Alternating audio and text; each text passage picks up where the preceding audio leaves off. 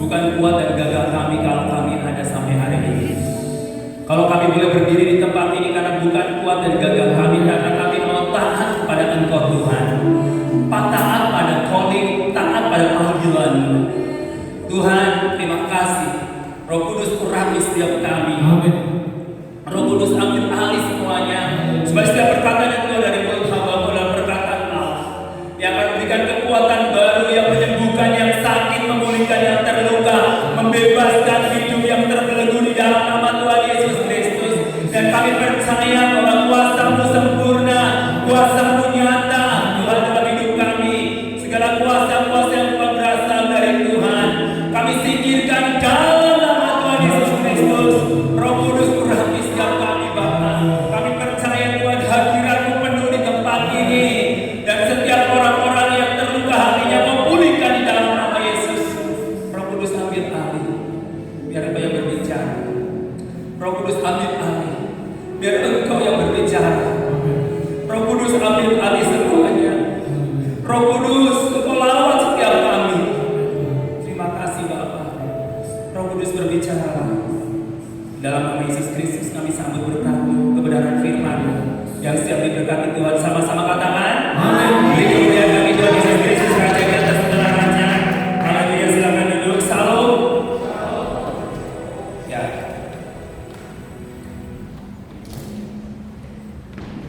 Salam saudaraku.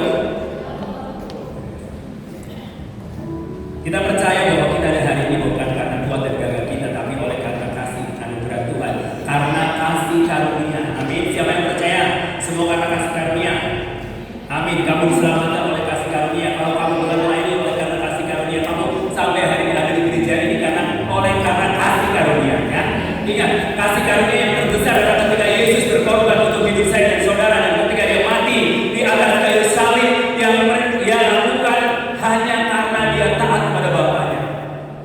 Karena Dia ingin taat, hanya Dia taat kepada Bapaknya. Buat apa sih Dia harus mati di atas kayu salib? Karena Dia taat. Taat apa saudara?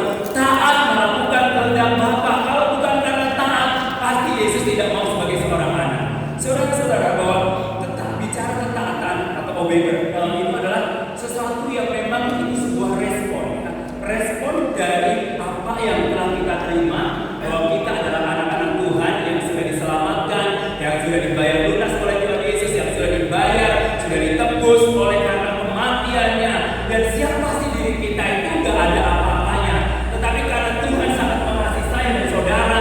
cinta kepada saudara sampai dia rela memberikan hidupnya bahkan nyawanya untuk saudara supaya saudara yang tadinya mau binasa diselamatkan oleh karena cinta Tuhan.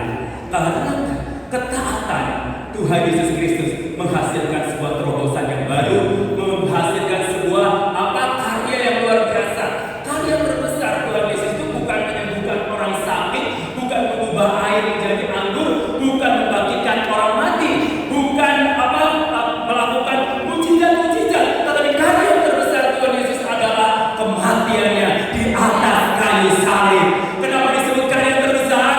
Karena saudara, dia mati di atas kayu salib bukan karena kesalahan dia, bukan karena perbuatan jahat dia, tetapi karena dia mengasihi dan taat kepada Bapaknya, sehingga dia rela mati memberikan hidupnya. Saudara, oleh sebab itu disebut karya terbesar. Sama tanya saudara, adakah di antara saudara yang mau mati buat saudara teman-temanmu? Ada nggak di sini? Adakah kamu mau menanggung hukuman atas kesalahan orang-orang yang terdekat denganmu? Bahkan mungkin itu suamimu atau istrimu atau anak-anakmu. Adakah yang mau menanggung kesalahan mereka? Saudara-saudara, mungkin hampir tidak ada. Atau Oki mau kamu tanggung kesalahan orang yang dekat dengan kamu? Mau nggak tanggung hukuman dia? Tidak mau, karena Oki itu berarti normal, ya. Pada normalnya nggak ada satu orang pun yang nggak ada satu orang pun yang mau nanggung kesalahan orang lain. Betul nggak? Siapa di sini yang mau nanggung kesalahan orang lain? Nggak ada. Mau dibayar mungkin nggak mau. Oh, saya mau masuk penjara demi untuk membela dia. No, nggak ada, saudaraku. Kenapa? Karena semua orang manusia normal, ya. Kasihnya manusia itu normal. Tapi kasih Tuhan Yesus Kristus itu abnormal. Tahu abnormal? Di atas normal, saudaraku. Kenapa di atas normal? Ya, di atas normal dia tidak melakukan kesalahan, tapi dia harus tanggung kesalahan itu. Itu abnormal. Normalnya adalah orang yang melakukan kesalahan karena dia salah-salahnya sendiri, bukan karena kesalahan orang lain. Nah, kenapa disebut abnormal? Tuhan Yesus dia bilang gini, ketika kamu ditampar begini, berikan apa? Normalnya apa? Jawab normalnya apa? Jawab. Tonjok lagi kan? Nah itu. Nah, ketika Tuhan Yesus bicara, berkatilah musuhmu, musuh itu harus diberkati atau harus dikutuki? Normalnya apa? Dikutuki kan? Iya. Kalau bisa saudara injek-injek itu musuhmu, ya. Saudara, kalau bisa musuhmu itu harus menderita selama-lamanya. Itu normalnya. Tapi abnormalnya adalah berkati musuh. Nah, itulah bicara apa? Bicara hanya orang yang taat, yang mau taat, yang mau melakukan apa yang Yesus lakukan. Ke gereja itu gampang. Datang ke gereja memberikan persembahan itu gampang, semua orang bisa. Tapi untuk taat, saudara, untuk taat melakukan kehendak Tuhan Yesus Kristus itu tidak semua orang bisa. Tapi kalau kau berbicara, aku adalah murid Kristus, aku adalah anak Tuhan, engkau harus taat kepada Bapa yang mengutus engkau ke dalam dunia ini. Kita buka Alkitab Kejadian pasal 6 ayat yang ke-9. Kita mau belajar dari satu biografi yang bernama Nuh, ya. Oke.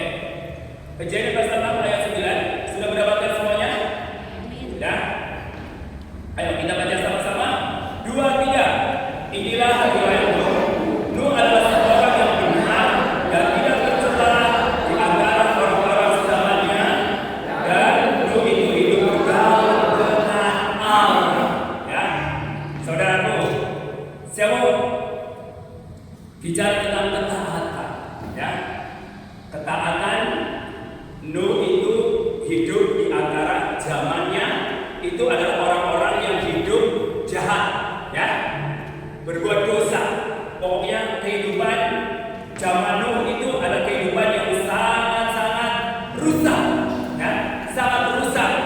Tapi Nuh itu berada di tengah-tengah dunia yang rusak. Ya, seperti sekarang ini kita sebenarnya berada di tengah-tengah dunia yang rusak, ya, hidup yang rusak, ya. Kalau saudara lihat mungkin pemerintahan hari-hari ini kita semakin stres, ya. Kok nggak karuan, semakin nggak karuan, saudara. Yang semakin rusak, yang sudah dipredikkan oleh Tuhan dirusak oleh manusia. Nah, saudara-saudara, kehidupan seperti itu.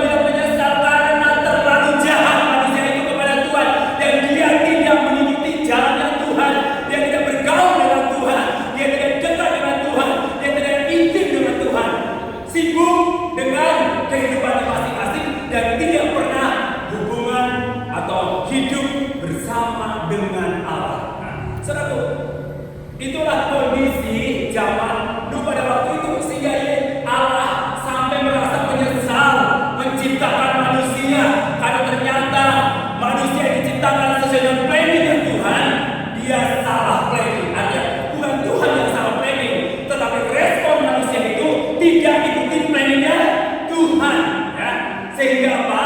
Berbuat dosa. Apa arti dosa? Istilah dosa dari kata amalia artinya tidak tepat pada sasaran. Nah, kenapa Allah menyesal? Karena manusia diciptakan oleh Tuhan ternyata tidak tepat pada sasaran di dalam menjalani hidupnya, sehingga dia menyesal menciptakan manusia. Tetapi saudara-saudara, ada sukacita tersendiri ketika Tuhan melihat satu keluarga, keluarga Nuh. Dia melihat bahwa ternyata dari sekian banyak orang jahat, dari jutaan orang jahat, jutaan orang yang melakukan dosa, bahkan miliaran orang yang melakukan dosa, ternyata ada satu pribadi, ada satu keluarga yang dia kita catat orang yang bergaul dengan apa arti bergaul? Kalau dalam istilah Indonesia bergaul itu berarti berkumpul, bertemu teman-teman, terus bersosialisasi karena kita makhluk sosial. Gak mungkin kita hidup sendiri di dalam kamar, di dalam rumah, gak pernah keluar. Nah, terus kemudian yang ketiga adalah berhubungan dekat.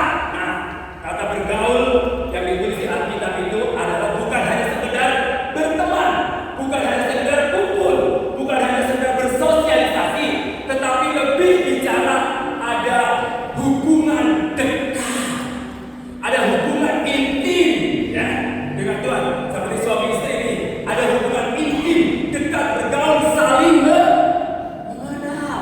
Apa arti bergaul?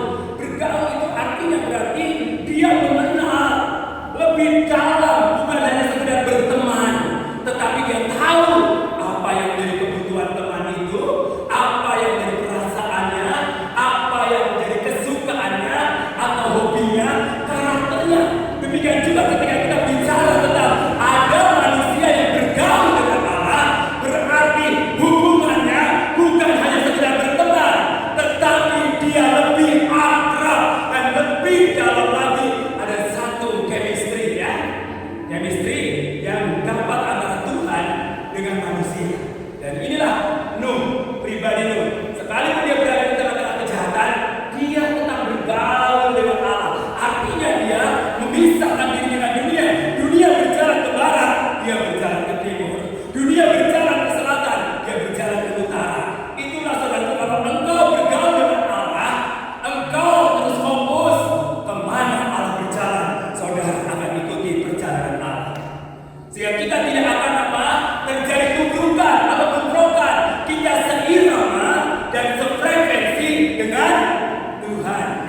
Ada istilah sekarang, kita satu circle. Misalkan saudara kan di gereja pasti, circle ini. Jadi kalau saudara lihat di postingan itu terus, itu berarti circle-nya.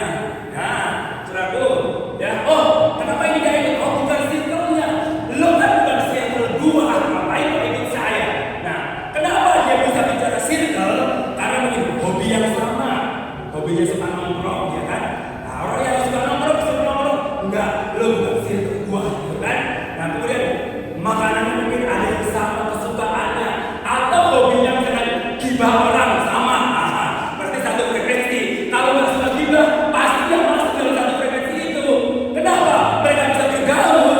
Karena ada satu kesamaan, hubungan dekat, saling mengerti. Nah, saudaraku, kenapa Anda bisa bergaul dengan Allah sementara orang-orang di sekelilingnya dia tidak bisa bergaul dengan Allah, malah melakukan kejahatan? Karena Tuhan, karena Nuh, dia ingin sahabat berjalan dalam di dalam ketaatan dan tuntunan Roh Kudus. Sehingga ketika orang itu berjalan dalam tuntunan Roh Kudus, maka akan menyamakan frekuensinya dengan Allah. Karena Allah adalah Roh, maka kita harus berjalan dalam tuntunan Roh. Agar apa? Gelombang dan frekuensi kita dengan Allah itu menjadi gelombang dan frekuensi yang sama. Saudara punya radio? Dulu waktu saudara dapat radio, saudara cari gelombang, ya kan? Cari gelombang apa? Mau putar radio apa? Radio Erlangga, radio ini. Saudara putar. Sebelum ketemu gelombang yang tepat, radio itu akan tersesak dan tidak jelas. Nah, begitu juga kita. Kalau kita nggak ketemu dari gelombang yang Tuhan, frekuensi yang Tuhan itu berapa? Nah, saudara akan tersesak hidupnya, ya. Akan gak karuan, kacau balau, tidak ada damai, tidak ada ketenangan.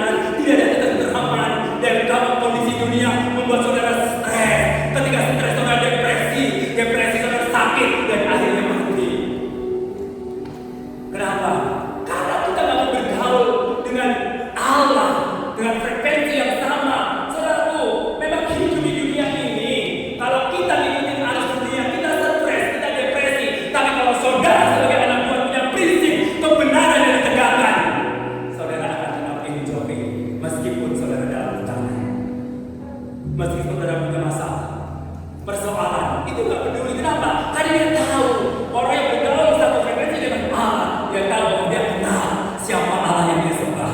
Pasti dia tahu Allah yang dia sembah adalah Allah yang jauh lebih besar dari persoalan yang kau hadapi. Sehingga kita tidak akan stres ketika ada problem, malah kita bisa bernyanyi.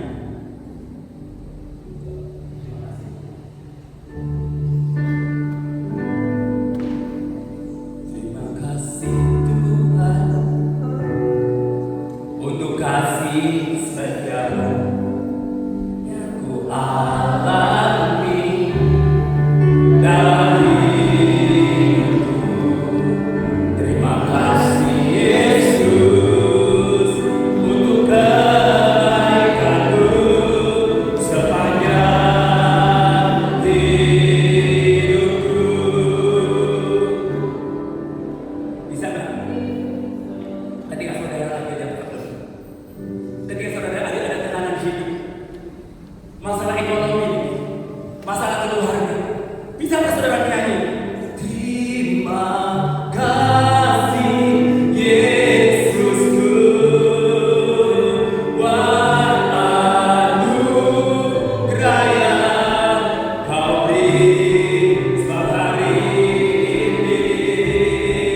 Tuhan adakan syukur bagimu. Saya percaya ketika orang itu bergaul dengan Allah, meskipun engkau dalam situasi yang secara manusia engkau dalam keadaan terpuruk, dan engkau bisa bernyanyi, terima kasih Yesusku. Kenapa? Karena dia bergaul dengan Allah. Nah, orang yang bergaul dengan Allah, dia tahu siapa Allah yang sebenarnya yang akan disembah. Tapi bagaimana Pak Pendeta? Masalah saya terlalu berat. Kalau kau berbicara masalah terlalu berat, berarti kau tidak percaya bahwa persoalan-persoalan yang kamu alami adalah persoalan biasa-biasa saja. Gak ada yang luar biasa, gak ada yang berat. Karena Tuhan Yesus sendiri, Dia sudah bicara, pikulanku. Artinya bahwa ketika kita mengenal Tuhan, kita tahu bahwa di dalam Tuhan pasti ada kuk yang dipasang oleh Tuhan. Kenapa tujuannya? Supaya persoalan yang kita hadapi itu ringan. Makanya gak ada persoalan yang berat. Amin. Saya tahu jawabnya saudara. Yang persoalannya terlalu berat. Kenapa? Karena logika yang saudara jalan, otak saudara yang jalan, bukan roh saudara yang jalan. Kedagingan saudara yang jalan, bukan roh saudara yang jalan. Jadi mukanya kayak bulat gitu. Lagi nyanyi, nah apa tadi? Lagu bangkitlah dan berkatakan dekat. Itu kan lagu keren banget itu, tapi nyanyi. Kenapa? Ya. Saya pernah waktu saya ketika masih leader di salah satu gereja, saya bernyanyi. Nggak ada lagu. Dia mau nyanyi atau nonton, ya kan? Kenapa seperti itu? Karena dia belum mengalami exciting di dalam Tuhan. Dia ke gereja hanya sekedar rutinitas. Saya kalau nggak ke gereja nanti ditanya-tanya terus sama pendeta. Ingat saudara, saudara ke gereja bukan karena ketemu pendeta, tapi saudara ke gereja karena itu adalah kebutuhannya. Jadi kalau saudara ada masalah nggak mau ke gereja, emang Tuhan mau rugi? Yang rugi siapa? Bukan Tuhan yang rugi. Saudara ke gereja beribadah itu adalah kebutuhan kita, bukan kebutuhan Tuhan. Kebutuhan kita sudah ditebus oleh darah Yesus, dan kita datang beribadah itu mengucap syukur atas kebaikannya. Atas kebaikan. Saudaraku, hal yang taat adalah itu adalah respon daripada kasih karunia. Orang yang berjalan dalam ketaatan itu adalah respon daripada kasih karunia yang sudah Tuhan berikan pada kita. Apa itu kasih karunia? Kasih karunia adalah sesuatu pemberian dari Tuhan yang sebenarnya kita tak layak untuk terima itu, karena kita seharusnya masuk neraka karena dosa-dosa kita. Tapi karena kasih Tuhan, Dia mengampuni kita dari berdosa. Makanya saudaraku, jangan pernah kita berlagak sombong ya dengan apa yang kita punya, kekayaan yang kita punya, apa yang kita punya. Saudaraku, semuanya itu kasih karunia. Kalau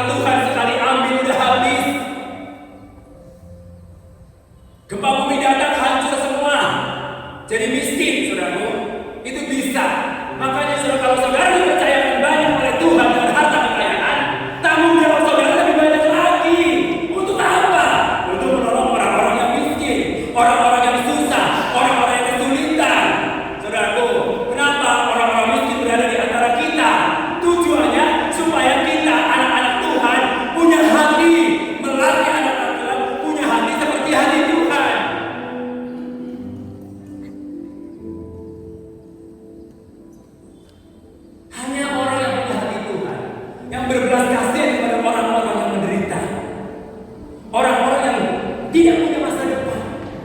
Hanya orang yang taat, yang peduli pada orang-orang yang susah, orang-orang yang miskin, orang-orang yang menderita. Kalau nggak punya hati Tuhan, jangan harap orang itu akan berbelas kasihan dengan orang-orang yang susah, orang-orang yang miskin. Tapi saya percaya di sini gak ada orang yang miskin. Amin. Semua orang kaya. Haleluya. Orang yang diberkati Tuhan. Yes. Ya, kita adalah orang-orang yang diberkati Tuhan. Kalau kita ngomong miskin terus, ya miskin selamanya. Makanya target kita, gini kalau kita menjadi anak Tuhan, persembahan kita mulai dari awal berapa, ya kan? Harus belajar taat. Jangan dari dulu sampai sekarang 2.000 terus atau 5.000 nggak pernah naik-naik. Dia bilang, oh, aku ikutin prinsip Tuhan Yesus dari dulu sekarang. Tuhan Yesus tidak pernah berubah sampai selama-lamanya. Persembahan pun nggak berubah. Gimana saudara katakan breakthrough di dalam kehidupan financial bapak keuangan saudara? Kalau saudara masih bermental miskin, ya, saudara bermental miskin artinya udah banyak uang tapi mentalnya miskin, masih pengen terima sumbangan, sembako dan lain sebagainya, sampai ngantri dengan sembako, ya kan? Siapa sih nggak mau? Semua juga mau. Bahkan banyak orang kayak sindiran di TikTok, gelang emasnya panjang, ya kan? Gelang emasnya banyak, gitu kan? Tapi begitu mau terima sembako, langsung dilepas semua, pakai tas terbiasa supaya kelihatan orang miskin. Itu adalah mental miskin, saudaraku. Saya bisa bicara pada saudara, saya mengajak saudara bahwa hidup kita lah hidup yang sudah berkemenangan karena ketaatan kepada Tuhan Yesus Kristus, ya. Saudaraku, bicara ketaatan itu apa? Ketaatan itu adalah ketaatan itu akan teruji ketika berada di tengah-tengah orang yang tidak taat. Itu ketaatan. Itu ketaatan yang sesungguhnya. Contohnya nih, kenapa lu bisa teruji? Karena dia punya prinsip apa? Kebenaran firman Allah. Karena orang yang hidup dalam kebenaran firman Allah, hidupnya akan merdeka dan tidak tergantung dengan situasi dan kondisi pada waktu itu. Merdeka? Apa arti merdeka sih? Merdeka ini berarti bebas dari tekanan, dari ikatan dosa, dari kutuk maut. Itu bebas dari segalanya. Dan merdeka, orang yang merdeka itu pasti akan taat, saudara. Hidup taat memang susah, tapi ketika kau mengandalkan Roh Kudus pasti bisa. Ya, itu teruji ketika kita berada di dalam lingkungan yang tidak taat. Wah, kalau begitu saya mau bergaul dengan yang lain. Saya maunya dengan orang circle tertentu yang baik-baik saja. Nah, bagaimana terang itu bercahaya ketika kita hanya circle yang baik-baik saja? Sedangkan circle yang gelap pun dia perlu terang agar mereka beroleh keselamatan. Karena terangmu itu akan bercahaya ketika engkau berada di dalam kegelapan. Dan garam itu akan berfungsi ketika engkau berada di dalam dunia yang tawar. Jadi kalau garam sama garam bertemu jadi asin jadi darah. Kebanyakan garam ini makanya gak heran ke gereja terus kumpulnya sama orang gereja, gak pernah bergaul, berteman dengan orang lain. Lama-lama terjadi apa? Gesekan, bentrok, ya? Kenapa? Makanya gak heran kalau gereja hanya fokus ke dalam, ngutek terus, ya. Gak heran, saudara. Bukan bertumbuh, bukan berbuah, maka akan semakin hancur. Karena Tuhan gak mengenal seperti itu. Nah, saudara, bicara ketaatan. Ketaatan itu respon dari apa? Orang yang sudah mengalami kasih karunia. Nuh sudah mengalami kasih karunia, hidupnya diselamatkan. Makanya dia mengerti betul bagaimana cara hidup orang yang mengalami kasih karunia. Makanya dia bergaul. Bergaul artinya dalam bahasa Ibrani diterjemahkan bahwa dia berjalan bersama dengan Allah, hidup dengan Allah, dekat banget, akrab banget, intim banget, pokoknya lengket, ya, lengket seperti kertas sama perangko, nggak bisa terpisahkan. Meskipun ada maut, ada kesusahan, ada penghinaan, ada penganiayaan, Nuh tidak akan tergoncangkan. Itulah arti bergaul dengan Allah. Nah, kalau kau bergaul dengan Allah, meskipun kau ditindas karena nama Yesus, meskipun kau dihina, bahkan kau dikucilkan, bahkan tempat ibadahmu dirusak, yang tetap dekat dengan Allah. Karena apa, saudaraku?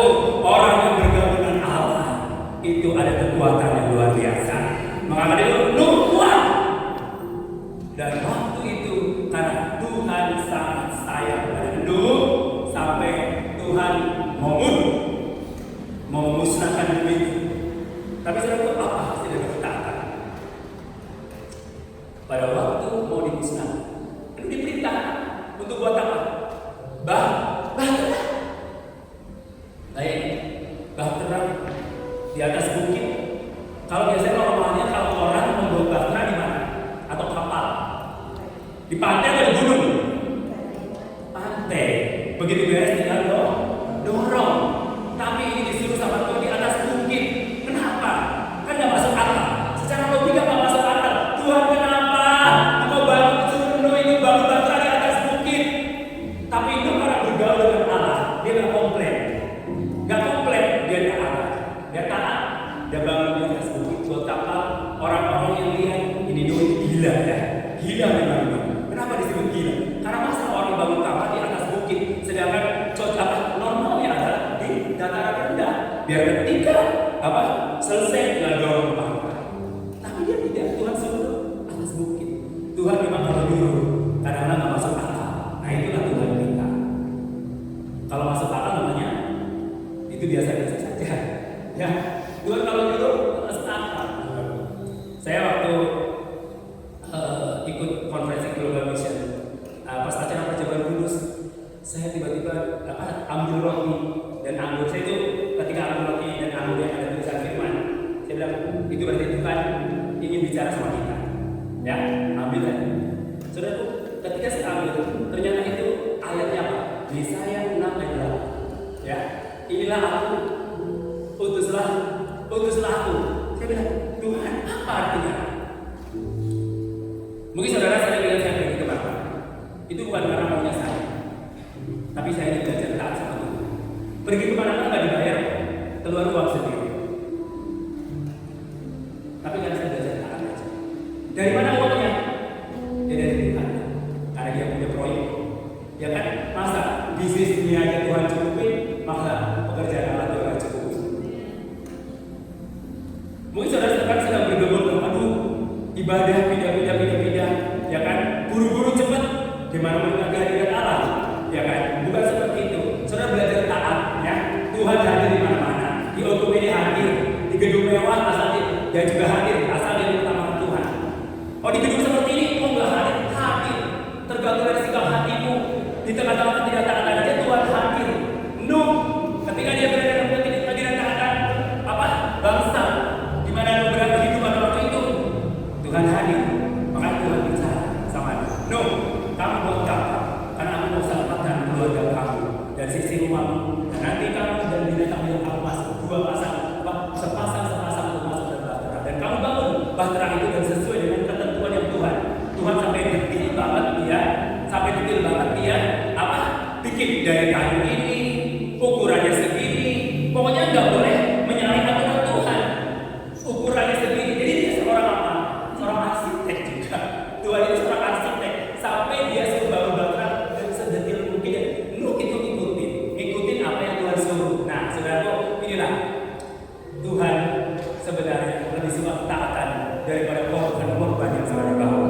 Tuhan lebih suka ketaatan daripada korban yang saudara bawa. Makanya ketika bangsa Israel membawa korban, Tuhan jijik dan muak dengan lawan bangsa Israel. Karena apa?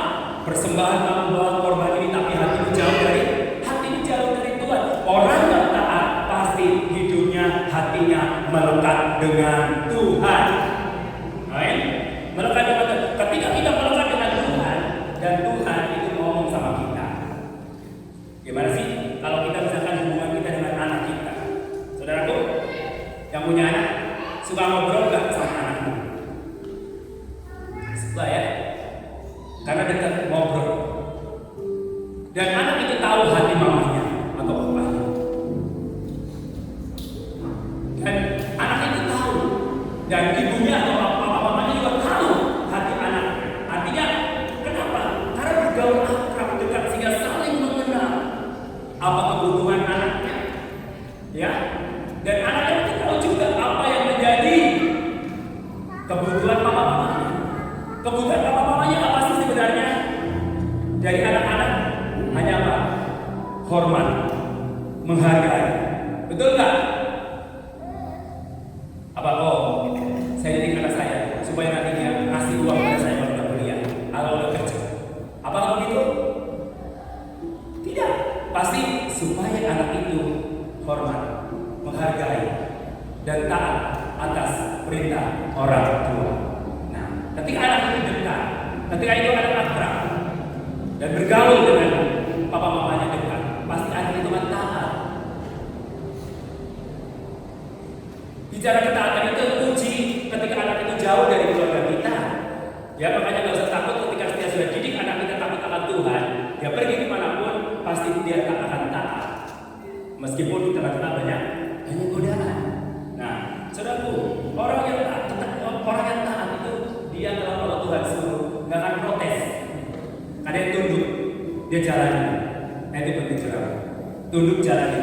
Nah, pada waktu tunduk jalani semua apa yang disuruh Tuhan. Dia buat kapal, akhirnya ada air bah seperti baju yang sangat besar menutupi bumi dan hanya keluarga suruh masuk ke dalam kapal. Bahtera itu bersama sepasang binatang dan sampai hari ini binatang-binatang itu masih hidup karena ada Nuh yang dipilih oleh Tuhan diselamatkan dari musibah dari air bah. Jadi saudara yang dikasih Tuhan, orang yang taat itu benar-benar tunduk pada otoritas Tuhan. Dia nggak pernah komplain ketika Tuhan suruh, tinggal siap laksanakan. Seperti Yesaya, ketika Tuhan siapa yang aku mau utus, Yesaya cuma bilang ini, inilah aku, utuslah aku. Jadi Tuhan hanya butuh apa? Sikap hati kita untuk ngikutin apa yang maunya Tuhan, ngikutin apa yang menjadi kesenangannya Tuhan. Itu penting saudara. Hidupmu nggak usah terlalu supaya orang lihat begini begitu. Tuhan hanya butuh ketaatanmu.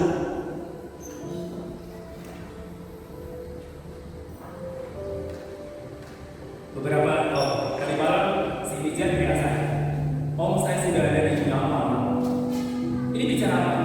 Dia bicara ketaatan apa? Dia mau jadi misionaris, tapi dia juga mau bekerja, menghasilkan uang dan profesional. Apa yang saya lakukan? Kamu harus sekolah misi. Sekolah misi, bayar nggak? Bayar, saudara. Bayar. Kursus bahasa Jepang, bayar juga. Dari mana? Dari Tuhan.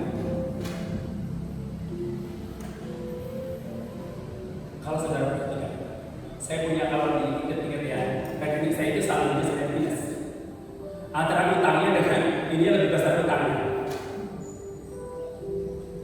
Tapi kenapa Tuhan menyuruh saya untuk membangun anak muda, biar anak muda itu punya masa depan? Saya berkolaborasi dengan orang-orang yang cinta Tuhan. Saya bergaul berteman dengan orang-orang yang cinta Tuhan. Dia rela mengorbankan hartanya untuk, dan dari saya pribadi juga harus ada sacrifice untuk apa? Menghasilkan kerja Kristus. Ada anak rohani saya sekarang di Jepang. Dia dari keluarga yang sangat miskin dan sekarang sudah hidupnya sejahtera. Bahkan dia sudah membantu keluarganya, juga memulai adik-adiknya. Apakah mereka memberi itu saya? No. Saya hanya belajar untuk taat saja sama Tuhan. Memang untuk taat itu butuh pengorbanan. Nyuruh Yosa ini nanti sekarang akan pergi sekolah misi. Yosa punya duit itu bayar sekolah misi? Nggak punya. Terus dari mana duitnya? Dari Tuhan. Yosa pokoknya pergi aja. Saya bilang, kamu masuk kursus bahasa Jepang. Dia tadi tanggal 8 masuk kursus bahasa Jepang. Kenapa saya bilang sama Yosa, kamu harus bangkit memulihkan ekonomi keluarga. Saya tahu persis keluarga dia. Saya tahu papahnya, saya tahu mamahnya. Tapi saudara Yosa, kamu diutus oleh Tuhan untuk bangkitkan bukan hanya spirit daripada keluarga, tapi finansial keluarga yang stabil. Dan sekarang kita udah pelayanan kemana-mana, keluarganya masih hidup susah kan? Kasihan juga ya kan? Kenapa? Belajar tak? Saudara, kalau Roh Kudus suruh, jangan komplain. Tiba-tiba mau disuruh, saya mau tolong Yosa, lakukan dan taat. Jangan, saya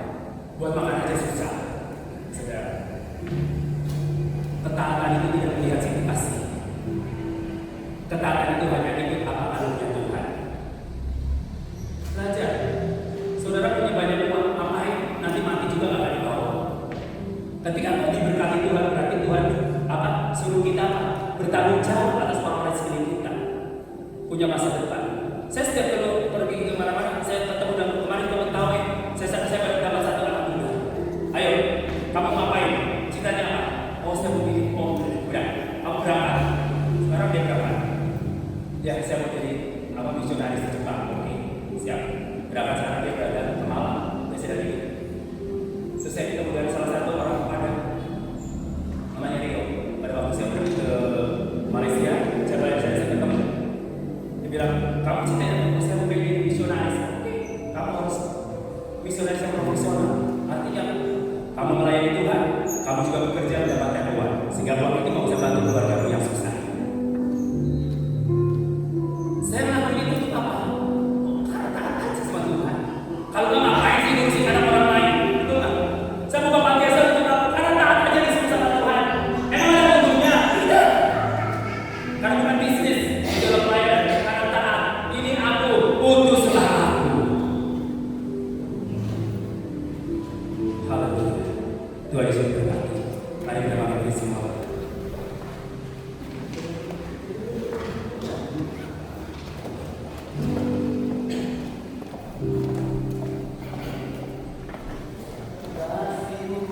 Layakan seluruh hidupku, mampukan ku melakukan yang kau inginkan. Tak bisa ku terlepas, kau menggenggam tanganku, ingin lebih mengenal pribadiku. Ku